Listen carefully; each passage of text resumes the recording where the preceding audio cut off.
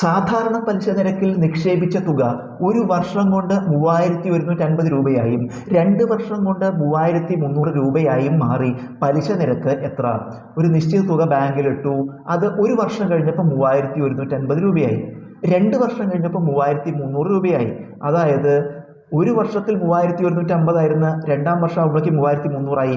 ഒരു വർഷം കൊണ്ട് 150 രൂപ പലിശ കിട്ടി. അപ്പോൾ നമുക്ക് മനസ്സിലായി ഒരു വർഷത്തെ സാധാരണ പലിശ 150 രൂപയാണ്.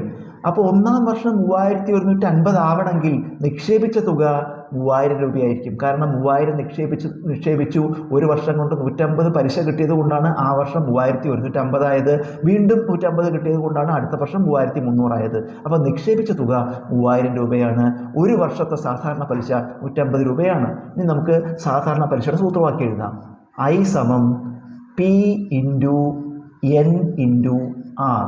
ഒരു വർഷത്തെ സാധാരണ പലിശ നമുക്ക് കിട്ടി 150 സമം നിക്ഷേപിച്ച തുക കിട്ടി 3000 ഇൻറ്റു വർഷങ്ങളുടെ എണ്ണം 1 ഇൻറ്റു 6 കാണേണ്ട പലിശ നിരക്ക് കാണണം. 6/100. നമുക്കിതിൽ 6 കാണണം. ഈ 6 കാണണമെങ്കിൽ 6ൻ്റെ കൂടെയുള്ളതെല്ലാം മറുഭാഗത്തേക്ക് കൊണ്ടുപോകണം. അപ്പോൾ മറുഭാഗത്തിൽ ആദ്യം എഴുതുക. എത്രയാണ്? 150.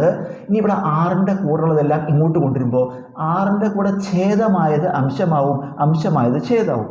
അപ്പോൾ ഇവിടെ ഛേദം 100 അത് ഇവിടെ വരുമ്പോൾ അംശമായി മാറും. 150 ഇൻറ്റു 100 അംശങ്ങൾ 3000 1 3000 ഇൻറ്റു 1 ചെയ്താൽ 3000, അത് ഛേദമായി മാറും /3000.